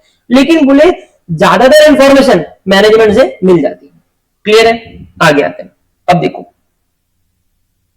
Inquiries directed towards internal audit person. अभी है ना, यहाँ पे इन्होंने कुछ एग्जांपल दिए हैं कि आप किस किस से इंक्वायरी करोगे ड्यूरिंग द आरएपी स्टेज। क्या बोला मैंने, किस किस से इंक्वायरी करोगे ड्यूरिंग द आरएपी स्टेज। समझ में आ रहा है ना। आरएपी का पहला प्रोसीजर इंक्वायरी था, अब इंक्वायरी के डीप में घुस गया, ठीक है। आरएपी आरएपी पहला एरो इंक्वायरी, दूसरा एरो एपी, तीसरा ऑब्जर्वेशन, चौथा इंस्पेक्शन। ये चारों को मिला के बोलते हैं आरएपी। क्या बोलते हैं, और अब उसमें अपन पहला कर रहे हैं इंक्वायरी, ठीक है। अब इंक्वायरी, पहले इंक्वायरी अपन समझो करेंगे towards internal audit personal. Internal audit अपना कभी आया है अभी इसके पहले? इंटरनल ऑडिट क्या होता है? जो मैनेजमेंट के अंदर ही ऑडिटर सब सीए अपॉइंट करते हैं, जब मैनेजमेंट खुद हाँ अपने सही है कि नहीं अपन एग्जैक्टली मैनेजमेंट क्या करता है, हम जो ऑडिट कर रहे हैं वो है एक्सटर्नल ऑडिट। क्या है, एक्सटर्नल हम बाहर की इंडिपेंडेंट पार्टी आके ऑडिट कर रही है, बट मैनेजमेंट क्या बोलता है, यार मेरी कंपनी बहुत बड़ी है, तुम आ रहे हो, तुम ऑडिट कर रहे हो, ठीक है, लेकिन मेरे को खुद के कॉन्फिडेंस के लिए I want my own audit team, और मैं पूरे साल उनसे ऑडिट करवाऊंगा, तुम तुम्हारा काम अलग से करो, कोई टेंशन नहीं है। लेकिन हम भी हमारा ऑडिट हमारे बेनिफिट के लिए कराएंगे, उसको बोलते हैं इंटरनल ऑडिट। क्या बोलते हैं, वो मैनेजमेंट अपने एम्प्लॉय से कराए, इंटरनल बंदों से कराए, या केपीएमजी को हायर करे, वो मैनेजमेंट की रिस्पॉन्सिबिलिटी, ठीक है, उनकी इच्छा। तो अगर कंपनी में इंटरनल ऑडिट लोग है, अच्छा ये मैंडेटरी नहीं है, स्वेच्छा है, कंपनी को लगे तो वो इंटरनल ऑडिट रखेंगे, नहीं लगे तो नहीं रखेंगे। अगर है तो आप क्या करो, इंटरनल ऑडिट पर्सनल से इंक्वायरी करो। क्यों, क्योंकि हो सकता है चेकिंग के दौरान उसको कुछ मिला हो, है ना।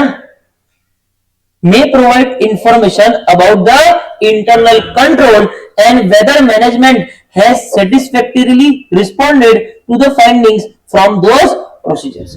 मतलब क्या है कि इंटरनल ऑडिट ऑडिट किया है ना, आप इंटरनल ऑडिटर आपको क्या की इंफॉर्मेशन देगा, इंटरनल कंट्रोल के बारे में। किसके बारे में, क्योंकि वो दिन रात इंटरनल कंट्रोल चेक कर रहा है, प्लस वो आपको ये बताएगा कि जो भी प्रोसीजर इंटरनल ऑडिट ने लगाए थे ऑडिट करने के लिए, और उसने मैनेजमेंट को बोला होगा कि मेरे को ये फाइंडिंग आई, अरे भाई इंटरनल ऑडिटर भी प्रोसीजर लगा रहा है, उससे सोच फाइंडिंग आएगी, वो फाइंडिंग किसको बताएगा, मैनेजमेंट को, क्योंकि मैनेजमेंट ने अपॉइंट किया था, सर आपने मेरे को अपॉइंट किया था, ये कैमरा है ना लोड शेडिंग में चलता नहीं।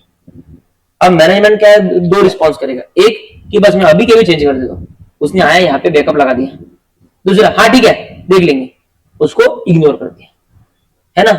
अभी दूसरे रिस्पॉन्स से तुमको क्या समझ में आएगा कि मैनेजमेंट कंसर्न नहीं है, समझा। और जैसा ही दूसरा रिस्पॉन्स मिलेगा आपके आरओएम का ग्राफ बढ़ता जाएगा, ठीक है। अगर मैनेजमेंट कंसर्न ही नहीं है तो क्या है, और वो भी उस बंदे से जो बंदे को मैनेजमेंट ने लगाया। किसको, झूठ तो सब बोल सकते हैं, झूठ तो सब बोल सकते हैं। ये बात चल रही है किस किस से इंक्वायरी करोगे, उससे क्या क्या मिलेगा, वो झूठ बोल रहे सच बोल रहे हुआ, वो आपको देखना है। आपने पढ़ा होगा चैप्टर नंबर 1 में ह्यूमन बिहेवियर, है ना, तो उससे आपको समझ में आएगा कि वो कितना भरोसा। इसी के लिए, इसे राइट टू योर पॉइंट, इसी के लिए आगे हम पढ़ने वाले हैं कि inquiry alone is not a sufficient audit procedure. ये बहुत आगे का पॉइंट है, उसने भी पूछा। इंक्वायरी के साथ में दूसरे प्रोसीजर भी लगाने पड़ते हैं, क्योंकि इंक्वायरी में सामने वाला झूठ बोल सकते हो। ठीक है, चलो वापस इधर आ जाओ, समझ में आया ये बात, है ना। तो पहली इंक्वायरी किससे? इंटरनल ऑडिट पर्सनल से। मेरे पीछे बोलेंगे, inquiry with internal audit personnel में प्रोवाइड इंफॉर्मेशन। अभी इंटरनल ऑडिट पर्सनल से इंक्वायरी करी, उससे क्या इंफॉर्मेशन मिलेगी? May provide information regarding internal controls and responses from the management for findings by the procedure applied by the internal auditor, है ना। मतलब जो प्रोसीजर इंटरनल ऑडिटर लगाया उससे जो फाइंडिंग आई, वो फाइंडिंग को लेके मैनेजमेंट के क्या रिस्पॉन्सेस थे उसको लेके जानकारी आपको मिल जाएगी। ठीक है, करेक्ट। दो चीजें समझ में आ गई, करेक्ट है। इसको लर्न नहीं कर सकते आप, आपको चीजें लॉजिकली याद रहना चाहिए, इंग्लिश आपको बनानी पड़ेगी। ठीक है, ओके। यहां पे किसको डाउट? इंटरनल। तो मेन पॉइंट मैंने लाल में लिखा है, मे provide information about internal control. अगला चलो वैसे एक और देख लेते हैं, पहले ये देख लेते, चलो जान लो, ये तो बहुत easy. Inquiry is directed to risk management function. अभी जैसा मैंने बोला इंटरनल ऑडिट फंक्शन है, वैसा ही रिस्क मैनेजमेंट फंक्शन कंपनीज अपने कंपनी में लगाती है। क्यों लगाती है? रिस्क को मैनेज करने के लिए। जो कंपनी में ज्यादा रिस्क होता है, हाई रिस्क प्रोन कंपनीज है, वो रिस्क मैनेजमेंट फंक्शन लगाते हैं। मैंडेटरी है क्या? कंपनी की इच्छा है। अगर रिस्क मैनेजमेंट फंक्शन है लगा हुआ, अगर रिस्क मैनेजमेंट फंक्शन लगा हुआ है तो फिर inquiries directed to RM function में provide information about regulatory risk क्या है और ऑपरेशनल रिस्क क्या है। क्या क्या कंपनी में ऑपरेशनल रिस्क है? ऑपरेशनल रिस्क का मतलब क्या है? अभी अगर बीपीसीएल की बात करूं तो ऑपरेशनल रिस्क क्या है कि डॉलर का भाव बहुत बढ़ जाना। रेगुलेटरी रिस्क क्या है कि कंपनी ने बोल दिया पेट्रोल बंद। ठीक है, ये कंपनी ने, गवर्नमेंट ने बोल दिया पेट्रोल बंद, या गवर्नमेंट ने बोल दिया कि अब से 100% इथेनॉल बिकेगा, तो ये तो इथेनॉल बनाते नहीं है, इनका पेट्रोल का बिकेगा। समझ रहे ना। तो रिस्क मैनेजमेंट फंक्शन से आपको पता चलेगा कि रेगुलेटरी रिस्क क्या है और ऑपरेशनल रिस्क क्या है ना। क्लियर है? ये मेरा सेकेंड क्वेश्चन है, एक क्वेश्चन हो चुका है। ठीक है, दो जनों से इंक्वायरी कर ली, एक कर ली इंटरनल ऑडिट से, उससे क्या मिलेगा? इंटरनल कंट्रोल के बारे में जानकारी। दूसरी करी रिस्क मैनेजमेंट फंक्शन, उससे क्या मिलेगा? ऑपरेशनल रिस्क और रेगुलेटरी रिस्क। तो चार्ट कैसा बना समझ में आ रहा? ठीक है, रिस्क का नाम किससे कर रहे हो और उससे क्या मिलेगा, वो दो एरो वाला चार्ट। ठीक है, अब आ जाओ एम्प्लॉइज। आप सबसे मेन है इंक्वायरीज ऑफ एम्प्लॉइज। किससे? Employees involved in processing complex transactions may help the auditor to evaluate appropriateness of selection of accounting policies। आप अगर ऐसे एम्प्लॉय से इंक्वायरी करोगे जो कॉम्प्लेक्स ट्रांजैक्शंस में इन्वॉल्व है, मतलब AS11, ठीक है, ऐसे एम्प्लॉय से बात करोगे तो आपको पता चलेगा कि इन्होंने सिलेक्शन ऑफ अकाउंटिंग पॉलिसी कैसे करी, पैरा 46 से लगाया है या नहीं लगाया, उससे आपको कंपनी का समझ में आएगा नेचर। बराबर है? क्लियर है एकदम? वी आर फॉर्चुनेट ना, साथ में एएस भी हो रहा है, थोड़ा थोड़ा मैचिंग हो जाता है। ठीक है, तो inquiries of employees involved in processing complex transactions, ऐसे एम्प्लॉइज जो कॉम्प्लेक्स ट्रांजैक्शन को प्रोसेस करने में इन्वॉल्व है। पहला क्या पढ़ा? Internal audit. क्या मिलेगा? इंटरनल। बोल रहे यार, पहला क्या पढ़ा? Internal audit. क्या मिलेगा? दूसरा क्या पढ़ा? Risk management. क्या मिलेगा? Operational and regulatory risk. तीसरा क्या पढ़ा? Employees of complex transactions. क्या मिलेगा? Selection of accounting policies. उसके बाद में देखो, हमने एक इंक्वायरी करी कॉम्प्लेक्स ट्रांजैक्शन वाले एम्प्लॉय से, अब दूसरी किसी कर रहे हैं inquiries directed to information system personnel. और कितना इंपॉर्टेंट है, आजकल सारी कंपनीज आईएस पे डिपेंडेंट है ना, इंफॉर्मेशन सिस्टम पे डिपेंडेंट है ना। अभी देख लो मैकडॉनल्ड्स है ना, बोलने को फूड चेन है, लेकिन पूरा डिपेंडेंस काय पे है? Information system. कितनी इन्वेंट्री कौन से स्टोर में रहेगी, कब जाएंगी, कहां से जाएंगी, सब कुछ इंफॉर्मेशन सिस्टम से निकलता है। कहां से प्रोक्योर होगी वहां से लेके, समझ में आया? मैं क्या बोल रहा हूं, उसके बाद में समझो। लेंसकार्ट बोलने को यश में ही कंपनी है, बट हाईली टेक्नोलॉजी कंपनी। आपको पता है JVLR समझते हो, जैगुआर लैंड रोवर, हाँ, पता है टाटा की गाड़ियां होती है, वो गाड़ियां ना जनरली यूरोप में बहुत बिकती है, पूरे यूरोप में जलवा है टाटा का। ठीक है, एक इंडिया का ब्रांड जो बहुत ज्यादा फेमस अगर आउटसाइड इंडिया है तो JVLR, जबरदस्त। ठीक है, तुमको पता है JVLR की खासियत क्या थी? JVLR is a company which is very very very very less dependent on manpower। Factory में 5 से 6 एम्प्लॉइज भी अगर रहे तो गाड़ी टायर से लेके हेडलाइट तक पूरी बन के बाहर निकलती है।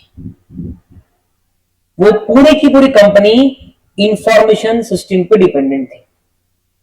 ठीक है, उसके अंदर जितने भी सिस्टम्स लगे हैं, राइट फ्रॉम स्पीकर टू गाड़ी चालू होना टू गाड़ी बंद होना, वो गाड़ी गाड़ी नहीं है, वो गाड़ी कंप्यूटर है। ठीक है, वो गाड़ी आज से 10 साल आगे की गाड़ी है, समझा है ना? अभी पता है हुआ क्या, टाटा मोटर का शेयर 650, 700, 800 से लेके 5 दिन में 500 पे आया, 550 पे आया, 400 पे आया। ठीक है, 330, 340 चल रहा है। पता है क्यों? पिछले साल यूरोप में सदी का सबसे बड़ा हैकिंग अटेम्प्ट, सक्सेसफुल अटेम्प्ट हुआ JVLR में, एक इंडियन कंपनी में। और हैकर्स ने 50 दिन के लिए कंपनी बंद कर दी विद अ चैलेंज कि आप कंपनी खोल के दिखाओ। इट्स लाइक शटर लगाना। ठीक है, बहुत जद्दोजहद के बाद में कंपनी फ्री हुई, और आज भी वो कंपनी पूरी तरह से रिवाइव नहीं हो पाई अपने इंफॉर्मेशन सिस्टम से, क्योंकि वो इंफॉर्मेशन सिस्टम पे ही डिपेंडेंट थी, और वो इतने कॉम्प्लिकेटेड है कि उन्होंने कहां कहां पे क्या क्या डाला हुआ है वो समझना ही उनके सोच से परे है। समझ रहा? ये रतन टाटा की करी हुई चीज है। सोचो, ये भी बोला जाता है कि रतन टाटा JVLR के कारण काफी सेटबैक में थे, उनकी मृत्यु का एक और ये कोई इमीडिएट नहीं हुआ है। पिछले 6 महीने से, जब अटैक के 6 महीने से कहीं ना कुछ चल रहा था, छोटा मोटा तितर बितर, बफर होना, ये होना, जो भी आपको मैं बता रहा हूँ लेमन तरीके से, समझ रहे हो?